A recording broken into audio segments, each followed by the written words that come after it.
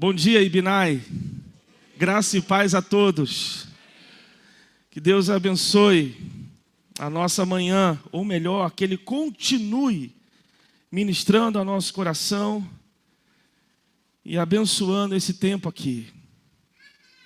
Bom, a gente está na nossa penúltima mensagem da nossa série Cartas Antigas para um Novo Tempo. Essa série que fala sobre as cartas que João escreveu às 7 igrejas da Ásia, hoje considerada a Turquia. 7 cartas que Jesus disse para João escrever às igrejas da Ásia. E a carta de hoje é a carta à igreja de Filadélfia. Filadélfia é um nome muito bonito para a igreja. Aliás, de todas as cartas, muito possível que só Filadélfia virou nome de igreja hoje. Igreja Batista Filadélfia. Já deve ter visto alguma por aí. Igreja Presbiteriana Filadélfia. Igreja Assembleia de Deus Filadélfia. Filadélfia é um nome bonito. Mas por que esse nome pega em várias igrejas? É escolhido por várias igrejas? Porque Filadélfia é a segunda das 2 cartas que, entre essas cartas do Apocalipse, é uma carta que só tem elogio. Jesus não faz nenhuma crítica para ela. Não significa, obviamente, que é uma igreja perfeita, tudo bem? É feita de ser humano, todo mundo pecador, carecido da graça de Deus. Mas Jesus não critica essa igreja. Então, Filadélfia, assim como Esmirna, é um nome interessante, é um nome bonito. E ele pega, e ele funciona para vários ambientes, porque, no final de contas, a gente busca ser uma igreja que só recebe elogios de Jesus. Quisera nós, certo? E para a nossa reflexão de hoje, nós vamos ler alguns versos a essa carta da igreja Filadélfia, em Apocalipse, capítulo 3, dos versos de 7 a 13. Apocalipse, capítulo 3, dos versos de 7 a 13.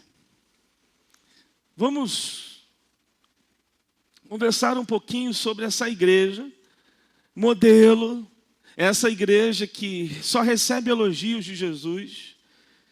E vamos perceber aqui, vamos aprender com Jesus o que ele tem também a nos dizer, como Ibinai, como igreja, Batista Nova Aliança. O que ele também quer nos dizer nessa manhã. Diz assim a palavra do Senhor. Ao anjo da igreja em Filadélfia escreva: estas são as palavras daquele que é santo e verdadeiro, que tem a chave de Davi. O que ele abre, ninguém pode fechar. E o que ele fecha, ninguém pode abrir. Conheço as suas obras. Eis que coloquei diante de você uma porta aberta que ninguém pode fechar. Sei que você tem pouca força, mas guardou a minha palavra e não negou o meu nome. Veja o que farei com aqueles que são sinagoga de Satanás e que dizem judeus e não são, mas são mentirosos. Farei que se prostrem aos seus pés e reconheçam que eu o amei. Visto que você guardou a minha palavra de exortação à perseverança, eu também o guardarei da hora da provação que está para vir sobre todo o mundo, para pôr à prova os que habitam na terra. Venho em breve. Retenha o que você tem, para que ninguém tome a sua coroa. Farei do vencedor uma coluna no santuário do meu Deus, e dali ele jamais sairá. Escreverei nele o nome do meu Deus e o nome da cidade do meu Deus, a Nova Jerusalém, que desce dos céus da parte de Deus. E também escreverei nele o meu novo nome. Aquele que tem ouvidos, ouça o que o Espírito diz às igrejas. Amém. Como eu disse, João escreveu 7 cartas para 7 igrejas do Apocalipse. E em todas essas cartas, ele sempre começa fazendo uma referência à pessoa de Jesus. essa referência que João faz sempre está conectada com alguma imagem do Messias que é prometido lá no Antigo Testamento, assim como alguma imagem de Jesus que aparece no capítulo 1. Então, todas essas cartas trazem uma visão de João sobre o Antigo e o Novo Testamento, inclusive, em alguns momentos da carta, traços de uma imagem até bem radical, que fez João cair como morto em alguns momentos. Está aí uma dica para a gente interpretar o livro de Apocalipse. Nós interpretamos esse livro corretamente a partir dessas 7 cartas. A partir dessa revelação de Jesus do capítulo 1 e também do que o João escreveu a essas 7 igrejas. É uma ótima dica para a gente caminhar numa boa interpretação do livro de Apocalipse. E nessa carta, especificamente, nessa carta aqui de Filadélfia, Jesus, ele se identifica como o santo e verdadeiro, aquele que tem a chave de Davi. Expressões bonitas. Mas de onde surge isso daqui? Bom, essa referência aqui, daquele que tem a chave de Davi, vem lá de Isaías 22, que traz uma ideia que simboliza a autoridade que Eliaquim teria sobre o reino de Davi. Eliaquim assumiria o reino de Davi e poderia determinar quem entra e quem não entra no palácio. Quem faz parte ou quem não faz parte do time do palácio de Davi. Que é a mesma expressão atribuída aqui para Jesus. Ele se diz, olha, eu tenho a chave de Davi. E nesse sentido aqui, o que significa isso está nas mãos de Jesus? Essa chave está em posse de Jesus. Significa que Jesus tem autoridade total para colocar alguém no seu próprio reino ou não colocar. Jesus é quem manda no pedaço. É Ele que fecha a porta para quem Ele quiser e Ele abre a porta para quem Ele quiser abrir. É isso que Jesus está querendo dizer aqui. Eu tenho a chave. Em outras palavras, a chave da salvação. Eu salvo quem quero e salvo quem eu não quero. É isso. Vai fazer parte do meu reino quem eu quiser e não vai fazer parte quem eu não quiser. E normalmente, depois que João apresenta uma imagem de Jesus, ele também faz uma crítica à igreja. Jesus, como você sabe, está falando por meio da igreja através de João. Então Jesus faz uma crítica. Só que nesse caso, para a igreja de Filadélfia não tem crítica. Tem elogios e somente elogios. Só 2 cartas recebem elogios. Esmirna e Filadélfia. E para a igreja de Filadélfia, quais são os elogios? O que Jesus fala para ela? Jesus diz assim, olha, Filadélfia, eu sei que você é uma cidade fraca. Eu sei que você é uma cidade pobre. Eu sei que você não pode entrar na cidade de Deus aí. Você é excluída. Você está marginalizada. Você está à esquerda. Você está à direita também. Só para... né? Tudo bem? Você está para lá. Eu sei que é difícil para você, não está fácil. Eu estou vendo esse pessoal da sinagoga de Satanás aí, excluindo vocês, perturbando vocês, dizendo o pior de todas as coisas, dizendo que eu não sou o Messias, dizendo que eu não sou aquele que tem a chave de Davi, dizendo que eu não sou o prometido de Deus, dizendo que eu não sou ungido. Esse pessoal aí está falando coisa de Satanás. Aliás, eles são da sinagoga de Satanás. Eu estou vendo tudo isso, Filadélfia. Eu estou vendo o que vocês estão passando, os choros que vocês têm. E olha, eu já sei o que eu vou fazer com eles. Sabe o que eu vou fazer com eles? Eu vou fazer esse pessoal aí da sinagoga de Satanás ajoelhar diante de vocês e reconhecer que eu amo vocês. A hora deles vai chegar. A hora deles vai chegar. Eles vão se dobrar e vão confessar que eu amo vocês. Vão confessar que vocês estavam certos. Vão confessar que de fato vocês são a minha igreja amada. Que eu amo vocês. E vou fazer mais, Filadélfia.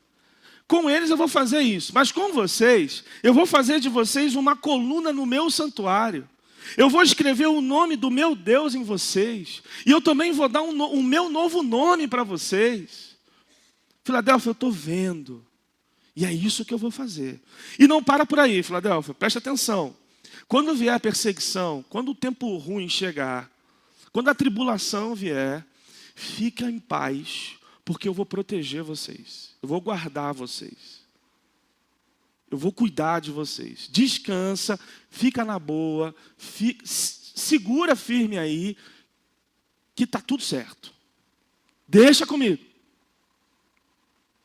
Então aguenta firme. Aguenta firme. Vocês vão vencer essa. Vocês vão vencer essa luta aí. É isso que Jesus disse para a igreja de Filadélfia. Bom, até aqui é o que o texto está dizendo. Mas o que a gente pode aprender com tudo isso que Jesus falou a essa igreja?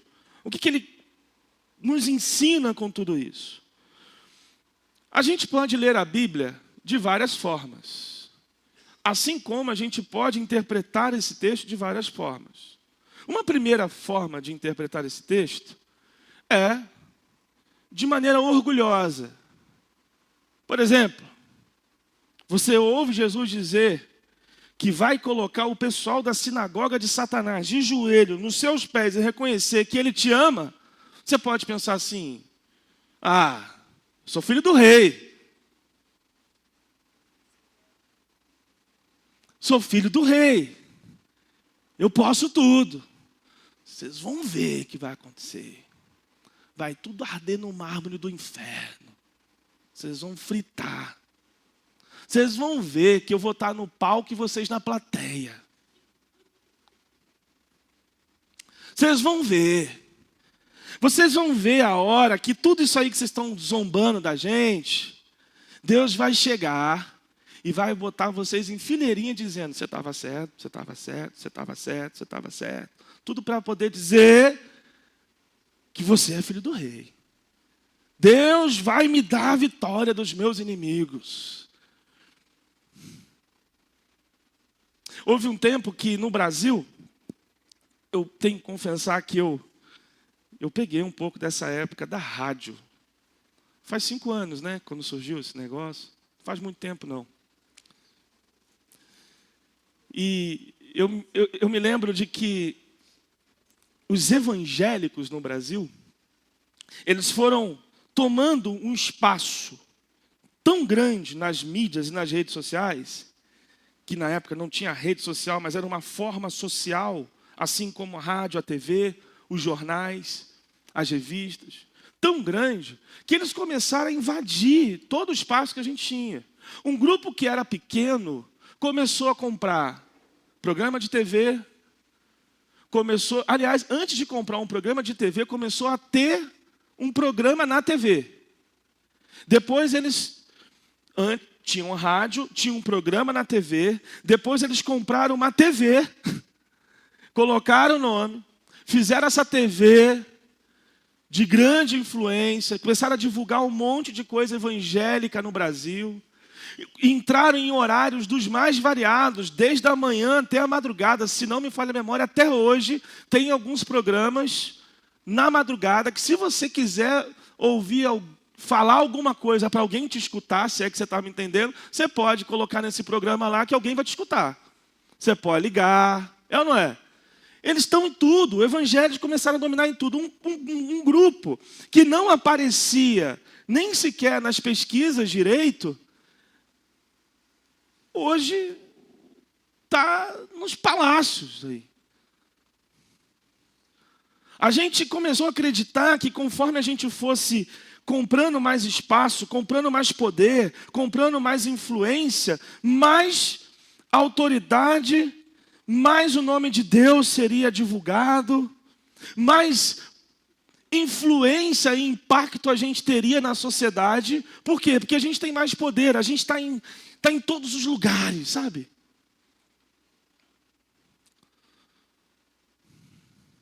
A gente começou a acreditar que a gente precisava de políticos crentes, de vereadores crentes, de prefeitos crentes, de governadores crentes, de presidente crente.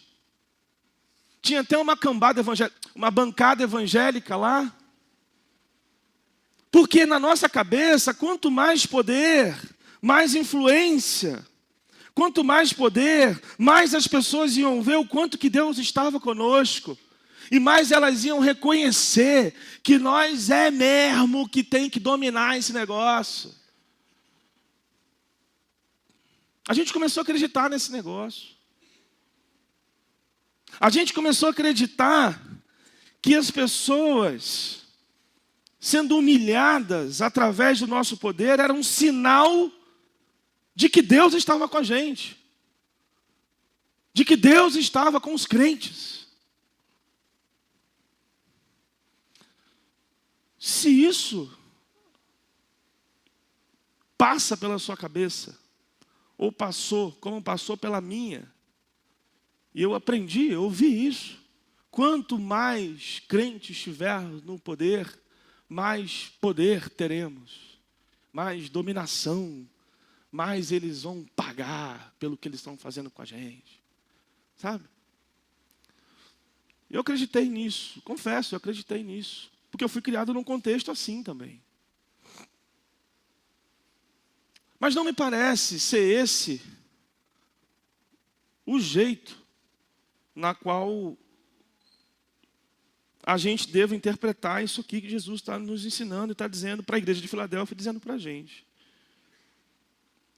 Chega ao ponto do absurdo da gente construir uma casa de Deus, uma casa para Deus no mundo. No tempo da aberração, do tempo de Salomão, que tem ali, aqui no Brasil, não vou ser tão específico, você sabe do que eu estou falando. De tanto que se a gente construir coisas assim, grandiosas, as pessoas vão notar o nosso poder, a nossa... Esquisito isso. Se isso passou pela sua cabeça, se isso passou pela minha cabeça, ou ainda passa, a gente precisa se arrepender. É pura ilusão. É pura ilusão. Porque não é desse jeito que Jesus está nos ensinando a termos influências no mundo, a termos impacto no mundo.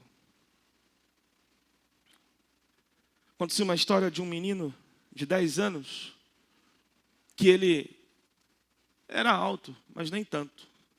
Aí um dia ele chega para a mãe dele e fala: mãe, olha como eu sou grande, tenho 3 metros de altura, já posso fazer um monte de coisa. A mãe dele olha para ele e fala: filho, você é alto, você é grande, mas você não tem 3 metros, não? Aí ele: eu tenho sim, mãe. Mas como é que você sabe? Eu medi. Aí ele pega uma régua de 30 centímetros. Ilusão. Ilusão acreditar que a gente é grande assim. Ilusão. Esse é um jeito da gente ler essa expressão de Jesus. É uma possibilidade orgulhosa. Sou filho do rei. E como filho do rei, vai dar ruim para você. Mas existe um outro jeito. A gente pode ler essa carta, a gente pode ler essas palavras de Jesus com um coração grato a Deus por recompensar pela graça a nossa fidelidade. A gente pode ler de maneira mais humilde. Veja, Filadélfia era uma cidade sem muitos recursos assim. Ela sofria muito, inclusive, por terremoto. Vez ou outra, das cidades, da região que mais tinha terremoto e que mais sofria com terremoto, Filadélfia era a que mais sofria. Era uma cidade, era uma igreja, necessariamente aqui, sem influência nenhuma. Estudiosos dizem que essa igreja de Filadélfia tinha em média de 25 a 45 pessoas, a 50 pessoas, é pouquinha gente. E sofria uma pressão de todos os lados, porque havia alguns judeus que se diziam um povo exclusivo, um povo preferido de Deus, que oprimia esse pessoal. E eles não eram um grupinho de 100 pessoas, eram centenas. Centenas de religiosos que não acreditavam nessa igreja, que excluíam essa igreja, que tinham um conhecimento também da lei, mas o próprio Jesus fala: olha, eles estão mentindo, porque não é porque eles são judeus que eles são um povo exclusivo meu. Eu sei que vocês estão sofrendo, Filadélfia, mas aguenta aí, porque eu estou vendo o que está acontecendo, estou vendo o que esses caras estão fazendo com vocês, eu estou vendo que está parecendo uma formiga lutando com um leão. Essa foi a imagem que me ocorreu diante do que eu vi aqui nesse texto. Era uma igreja pequena, sem força. Ela não tinha influência, ela não tinha nada para oferecer. Ela não tinha nada para contribuir muito assim na sociedade, até porque não tinha espaço. Mas a vitória de Filadélfia não foi pela força, não foi pelo poder, não foi sentado numa cadeira de autoridade da cidade de Filadélfia. A vitória da igreja de Filadélfia veio pela fidelidade, veio pelo caráter, veio pela perseverança que eles tiveram para com Deus, para com a mensagem de Deus.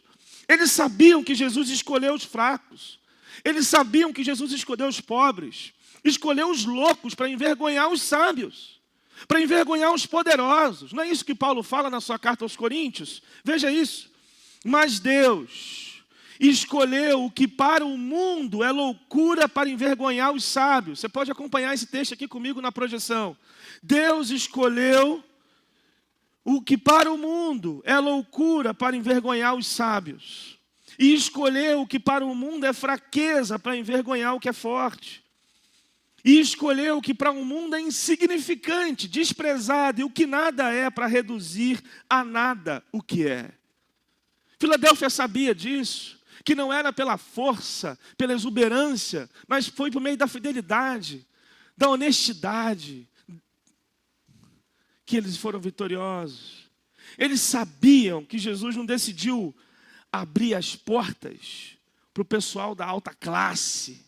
Eles sabiam que Jesus não veio para os fortes, mas veio para os doentes. Não para os que têm saúde. Eles sabiam disso. E é comum a gente achar em algumas situações, e eu aprendi isso aqui e me trouxe uma leveza para o meu coração também. É comum a gente achar que para a gente ser fiel ao Senhor, para a gente ser perseverante, a gente tem que ter força. A gente tem que ser forte para encarar o mal. E pior, às vezes a gente pensa que precisa ter várias habilidades, precisa ter vários talentos para a gente não se desviar do caminho de Jesus, para a gente não sair da rota. A gente tem que imprimir toda a força que vem de dentro de nós, para a gente permanecer firme, para a gente permanecer estável, inabalável. E isso vai deixando a gente meio desesperado, às vezes sem perceber, porque a gente tenta e não consegue. Você percebe que não consegue pelos seus próprios esforços se garantir fiel ao Senhor, porque você cai, você é pecador, assim como eu, nós falhamos. Tem gente que diz que ser fraco, que não tem influência, por exemplo, também. Tem gente que diz que não ser bem visto na sociedade é coisa de tolo, é coisa de gente pequena, de gente fraca. E a gente acaba caindo nessa. E o pior é que a gente às vezes começa a acreditar que para ser salvo, para ser aceito por Deus, a gente precisa ser forte. A gente precisa ter a vida toda no lugar. Conhece aquela pessoa que diz assim, que você faz o convite ou conversa dizendo assim, vamos na igreja? De jeito bem simples. Aí a pessoa fala, não, primeiro deixa eu conseguir parar de fumar, depois, quando eu terminar de fumar, parar de fumar, eu vou. Conhece gente assim? Já ouviu isso? Não, deixa eu terminar, deixa eu conseguir parar de beber, quando eu resolver esse negócio da minha vida, aí eu vou. O que está passando na cabeça dessas pessoas? Assim que eu tiver força, assim que eu tiver a minha vida toda em ordem, assim que eu tiver capacidade, aí eu vou para seguir Jesus. Aí eu vou caminhar com Jesus. Talvez assim, como eu, em algum momento você já pensou assim. Não, para eu seguir Jesus, para eu ser declarado santo, para eu ser declarado justo, para eu ser declarado filho adotivo de Deus, eu preciso ser forte. Preciso andar com a vida certinha. É claro que eu também não estou abrindo precedente aqui para você dizer, então eu vou chutar o balde e a vida... Você sabe que eu não estou falando disso. É óbvio. Quem foi alcançado pelo amor retribui em gratidão. O amor de Deus nos constrange. A gente não vai viver uma vida de miséria podendo ver uma vida de riqueza, de abundante que Jesus nos dá. Enfim. Mas, por vezes, a gente acredita que é nessa que a gente entra aí. Que é assim, eu preciso ser forte, preciso me garantir, eu preciso apresentar alguma coisa de bom para Deus, para Ele me dar algo de bom em troca. A igreja de Filadélfia ensina para a gente, por exemplo, que salvação vem pela fé. E isso é um óbvio, extremamente relevante. É Deus quem garante a nossa vitória sobre os problemas da vida, sobre o mundo. Nossa situação financeira, nosso poder, não faz diferença para Deus. Isso não nos dá status diante de Deus. Ele não abre portas por causa do nosso desempenho, da nossa santidade. Ele não fecha a porta porque a gente fracassou em alguma coisa. Não é assim, de tomar lá da cá, de troca, de barganha, que a gente vive, que a gente se relaciona com Deus. Filadélfia mostra que o que mais importante é como a gente vive, como cristão, como igreja. Mesmo quando a gente é oprimido, mesmo quando a gente não tem força para mudar nada na sociedade, mesmo quando a gente não tem respeito, mesmo quando as pessoas não estão considerando nada do que a gente está falando, Filadélfia está ensinando para a gente que o que importa é a fidelidade, é a perseverança. Essa palavra perseverança que aparece na Bíblia, ela é muito interessante. E aqui, uma das palavras que aparecem, que estão aqui nesse texto, é a palavra perseverança. A palavra perseverança, eu não gosto muito de trazer essas expressões aqui, mas no grego ela significa upomeno, que significa mais do que você estar lutando ativamente, mas é super permanecer, você está firme, você está inabalável, que é a mesma palavra que o autor aos Hebreus usa para Jesus, dizendo que Jesus ele foi upomeno na cruz. Ou seja, ele foi upomeno suportando o sofrimento e dor na cruz. Ele permaneceu ali, ele ficou. E ficou até morrer e ressuscitar. Jesus ficou ali. A palavra que é usada aqui tem esse peso, da gente super permanecer. E se a gente continuar com essa ideia de que a gente tem que ser cabeça e não cauda, de sempre estar por cima, a gente vai achar também que a gente é melhor do que os outros. A gente vai começar a achar também que as pessoas são, por elas terem se caídas, elas terem falhado, elas são menores do que nós. Por elas não terem super permanecido, elas não são tão dignas de Deus quanto nós.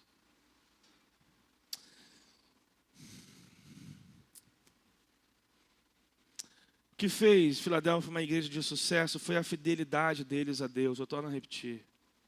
O que fez a Filadélfia uma igreja de sucesso foi a fidelidade e a perseverança dessa igreja em relação a Deus. Porque Jesus diz, olha, vocês não negaram o meu nome. Vocês aguentaram firme. E para essa igreja, Jesus fez algumas promessas. Ele prometeu para essa igreja proteção física na tribulação, como nós falamos aqui. Quando vier o dia mau, fique em paz, eu vou guardar você. Ele prometeu para essa igreja uma coroa. Coroa aqui significa que nós reinaremos com Cristo. Nós compartilharemos do reinado de Jesus. É isso que significa essa coroa aqui. Ele também faria dessa igreja uma coluna no santuário. É muito interessante, imagine esses cristãos ouvindo que eles seriam uma coluna no santuário. Numa cidade que sofre muito de terremoto.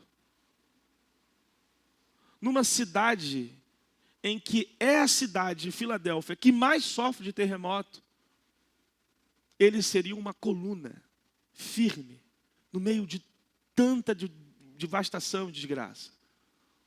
Jesus está prometendo isso para a igreja, firmeza, estabilidade. Jesus promete uma honra, quando ele fala que essa igreja seria uma coluna. Uma identidade honrosa, que ninguém pode abalar, que ninguém pode ridicularizar, que ninguém vai poder diminuir, que ninguém vai poder roubar. É isso que Jesus está ensinando para a gente aqui. Talvez você chegou aqui nessa manhã sem esperança no mundo, porque está difícil. Sinceramente, está muito difícil. Honestamente, expor a nossa opinião hoje é buscar ser ridicularizado. Estava ouvindo uma professora de uma universidade falando que o livro de Levítico é um absurdo, de coisas que já não fazem o menor sentido. Eu entendo que existem contextos ali muito específicos, é claro, mas ridicularizando a fé cristã. E aí os crentes acham que vão vencer ridicularizando as outras religiões, diminuindo os outros. Talvez você chegou aqui sem esperança do que pode acontecer daqui para frente. Talvez você chegou aqui com medo de alguma situação, de alguma ocasião que a gente tem vivido por aí. Mas a palavra de Jesus é: seja fiel. Não me nega, não me negocia. Eles verão que eu amo vocês. Eles verão que eu conheço vocês. Eles verão que eu escolhi vocês. Não abram mão do meu nome. Não troquem isso por prazeres. Não troquem isso por poder. Não acreditem que vocês sentados em cadeiras na Câmara Municipal, na Prefeitura, no Palácio Legislativo, ou seja, onde for, vai garantir que vocês serão melhores, que vocês terão mais impactos. Não é assim que funciona. O meu reino não é desse jeito. Amem os seus inimigos. Orem pelos que vos perseguem. Não negue o meu nome. Não neguem o meu nome. Aguenta. E fica certo de que eu não vou permitir nada que vocês não vão poder suportar. Que Deus nos abençoe. Eu quero te convidar a louvar ao Senhor. Eu quero te convidar a cantar em louvor, em adoração a Deus, que é santo, que é verdadeiro. Eu quero te convidar a cantar, dizendo para Jesus que você vai viver por Ele, vai viver para Ele. Eu quero te convidar a cantar isso a Jesus. Vamos ficar em pé. Baixa a sua cabeça, vamos orar antes de cantar ao Senhor. Deus nosso Pai, nós te agradecemos por ter nos incluído no teu reino. Obrigado por ter aberto as portas do teu reino para nós. Obrigado pela força que o Senhor tem nos dado a permanecer firmes. Obrigado também pela certeza que podemos ter de sermos perdoados pelo Senhor quando falhamos e te negamos. Senhor, eu te peço que o Senhor nos ajude a olhar para o mundo e a sociedade com misericórdia e graça, a deixar com o Senhor o teu juízo, a deixar com o Senhor a tua justiça, para que o mal e toda a perseguição, toda a dor, todos os inimigos sejam tratados na dose certa, na medida certa pelo Senhor. Por isso, continuamos confiando no Senhor. Livra de nós de uma postura orgulhosa de sermos teus filhos, de termos a verdade que é Jesus e nos ajude a vivermos uma vida humilde, grata, reconhecida de que foi pela nossa fraqueza que o Senhor veio até nós. Não foi pelo nosso desempenho, pela nossa força. Obrigado por Jesus, que tornou tudo isso possível. Nos ajude a nos manter firmes e firmes até o fim. Oramos assim no nome do Santo e Verdadeiro. Amém.